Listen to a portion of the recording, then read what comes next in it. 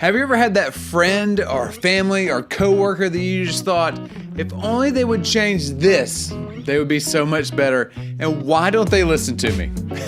Well, today's your day because we're going to dive into how to change someone's behavior.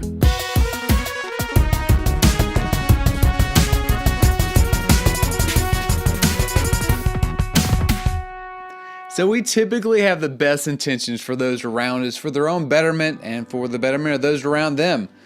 So we give people advice, insight. Sometimes we're just blatantly just honest and truthful with people and trying to give them feedback to get better. And then we get frustrated when they don't change their behavior.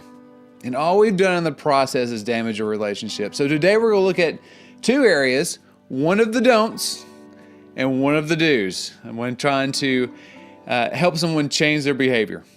So we're going to start out with the don'ts. So the first of those is shaming. So you often see this in training a dog not to go to the bathroom in the house. When you bring the dog in, you let them see what they've done and you basically just shame them. Now, you've seen that in the workplace too. Somebody messes up, the boss drags them in and shames them right there, maybe privately, even worse, shaming them in front of others, and they expect a change. Well, it simply doesn't work. The second is pleading, and you often see this in the home environment as well. Pleading with the child to clean up after themselves. Pleading with the child to get ready for bed. Please get ready for bed. Again, doesn't change true behavior. The third is threatening. This is where we threaten the other person into doing what we want them to do.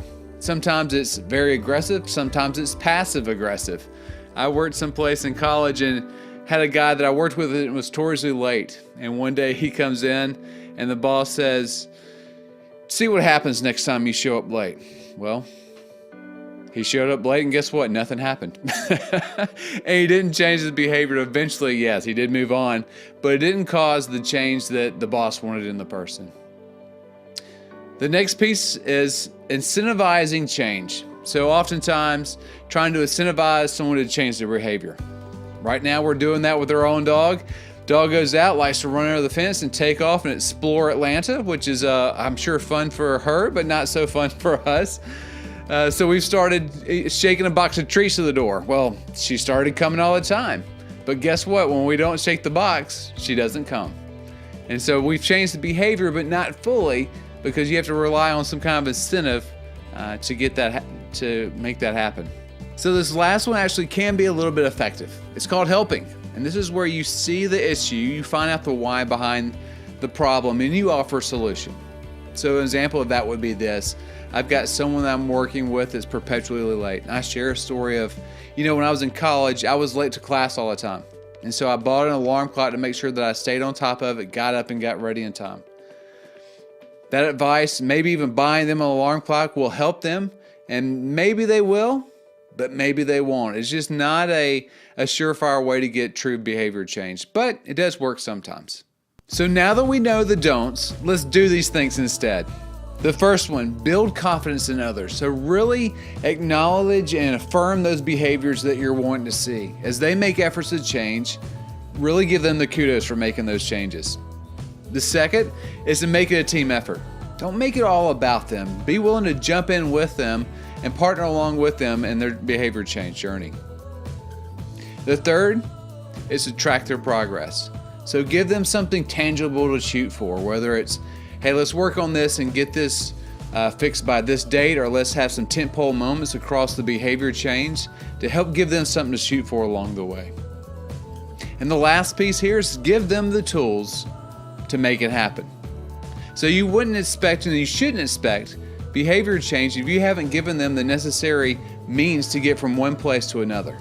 So if you just say, it's like saying, hey, develop somebody, then walking away. What do you do? Change your behavior. What does that mean?